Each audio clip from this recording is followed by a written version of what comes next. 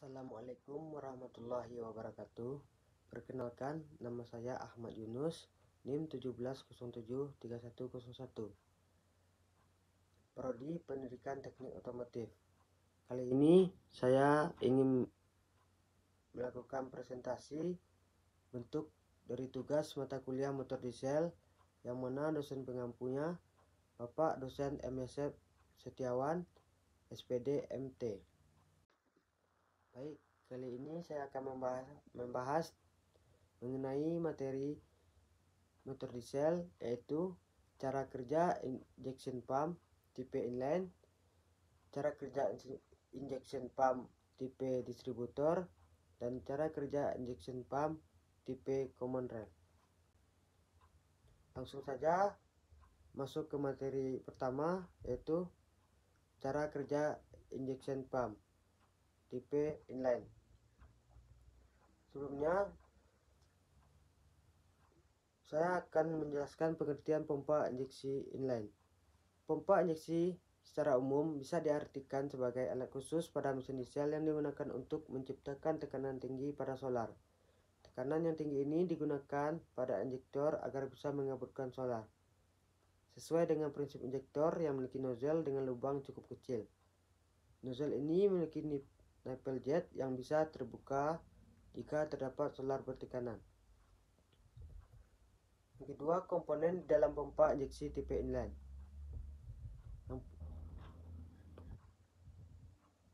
Adapun komponennya sebagai berikut. Yang pertama, camshaft. Yang kedua, plunger. Yang ketiga, input feed. Yang keempat, rate adjuster. Yang kelima, plunger barrel. Yang keenam, delivery valve. Yang ketujuh, delivery valve holder. Dan terakhir, centrifugal advancer. Nah, cara kerja pompa injeksi tipe inline. Prinsip kerja pada pompa ini memanfaatkan tonjolan pada shaft pompa yang menekan plunger secara tiba-tiba. Sementara penekanan cam diatur oleh sebuah timing chain yang terhubung dengan poros ankle mesin. Langkah awal, solar mengalir dari tangki masuk ke input feed pompa injeksi. Saat memasuki pompa, solar akan diarahkan ke pompa plunger barrel. Plunger barrel merupakan ruang tempat solar akan disalurkan ke sistem injeksi. Ketika mesin dihidupkan, otomatis camshaft pompa berputar, sehingga camshaft menekan plunger ke arah atas. Sementara itu, di bagian atas plunger terdapat plunger barrel yang terisi dengan solar, sehingga gerakan plunger akan menekan solar ke arah atas. Di bagian atas plunger terdapat delivery pipe yang bisa terbuka saat ada tekanan dari arah pompa, namun akan tetap tertutup saat ada tekanan pada selang injektor, sehingga solar tertekan masuk ke saluran selang injektor dengan tekanan tinggi. Hal itu akan mendorong solar yang sebelumnya sudah memenuhi saluran selang injektor. Akibatnya pada ujung nozzle akan terbuka. Hal itu menyebabkan solar keluar dari metode pengabut.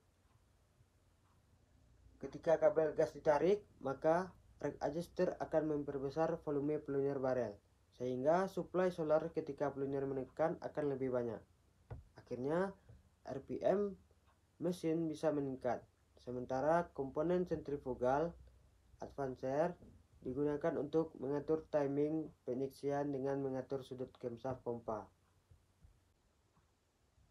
Selanjutnya, saya akan membahas tentang pompa injeksi distributor tipe VA. Cara kerja pompa injeksi distributor tipe VA. Bahan bakar yang dihisap oleh pompa pengisi dari tangki dengan volume yang sama pada setiap putarannya. Jumlah tekanan bahan bakar diatur oleh mekanisme tingkat pengatur tekanan atau pressure regulation valve, yang konstruksinya berada di atas dari pompa pengisian bahan bakar yang telah diatur tekanannya. Kemudian selanjutnya dialirkan melalui lubang pengeluaran atau delivery port. Ditutup pompa pengisi feed pump cover ke ruang pompa injeksi atau injection pump camber. Peluncur pompa dalam kerjanya digerakkan oleh cam plate yang terhubung dengan peros penggerak atau drive shaft dan ditekan oleh pegas peluncur. Pada peluncur ditekan juga oleh cam plate sehingga dapat bergerak maju mundur. Cam plate memiliki konstruksi permukaan yang menonjol yang disebut face cam, yang jumlah tonjolan sama banyaknya dengan jumlah silinder pada mesin.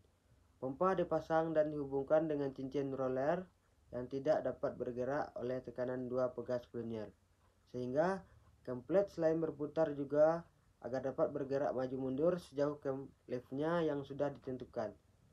Apabila pada bagian yang menonjol cam plate atau face cam yang berputar kemudian bertemu dengan roller yang diam, maka pada cam plate akan bergerak mundur kembali.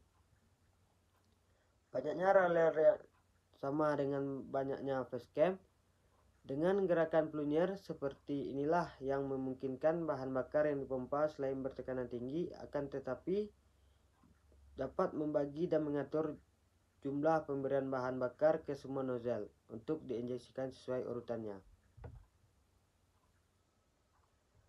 Bahan bakar mulai ditekan keluar melalui nozzle saat peluncur mulai bergerak maju sampai lubang pada spill atau spill port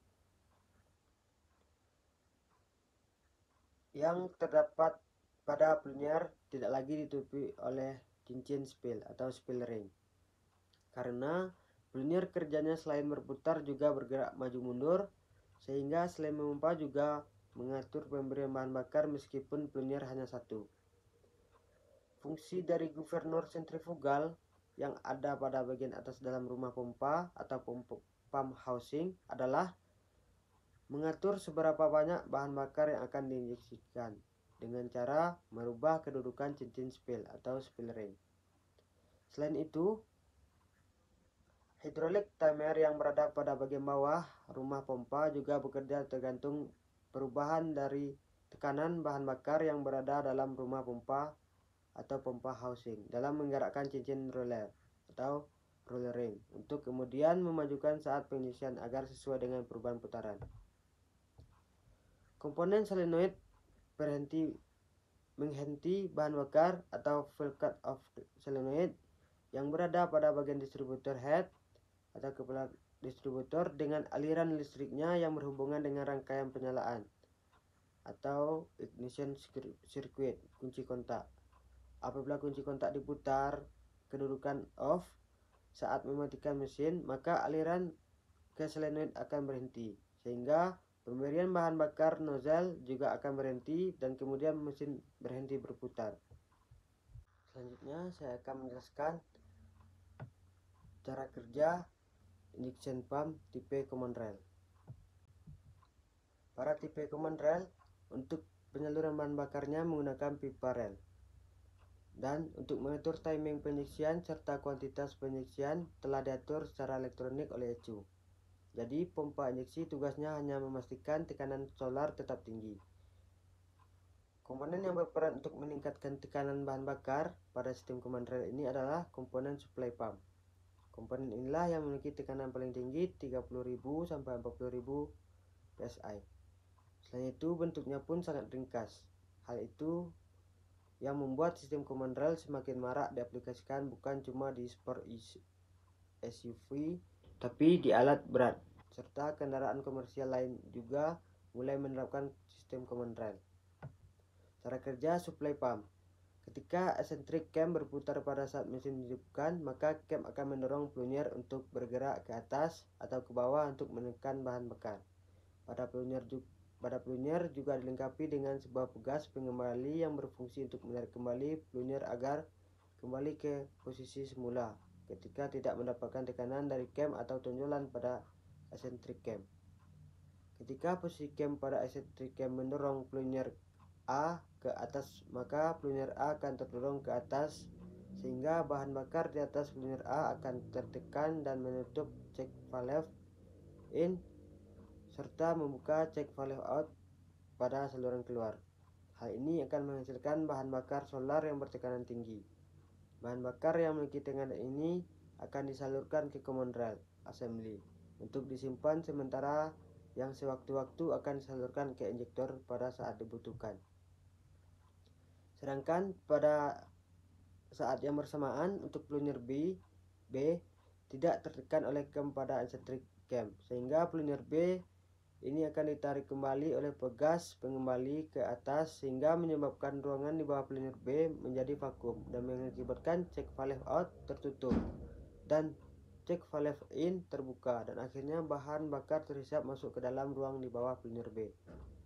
Dan begitu juga sebaliknya ketika eccentric cam berputar secara terus-menerus dan akhirnya eccentric cam akan bergantian mendorong pelunir B ke bawah sehingga bahan bakar di bawah pelunir B akan tertekan dan menutup check valve in serta membuka check valve out pada saluran keluar.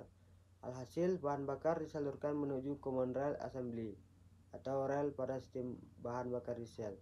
Sedangkan pada saat ini untuk pelunir A, karena sudah tidak didirikan oleh eccentric cam, maka pelunir akan kembali ke posisi semula karena tekanan pegas pengembali. Hal ini mengakibatkan ruang di atas pelunir A menjadi besar dan membuka check valve pada saluran masuk karena menghisap bahan bakar masuk ke ruang di atas pelunir A. Proses ini akan berjalan secara terus-menerus pada saat mesin diesel dihidupkan untuk menghasilkan tekanan bahan bakar yang sesuai dan stabil pada komponen ini, dilengkapi dengan mekanisme SCV atau Suction Control Valve dan sensor temperatur.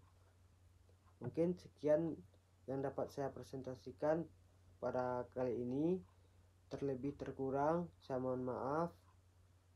Wabillahi taufiq wal hidayah. Assalamualaikum warahmatullahi wabarakatuh.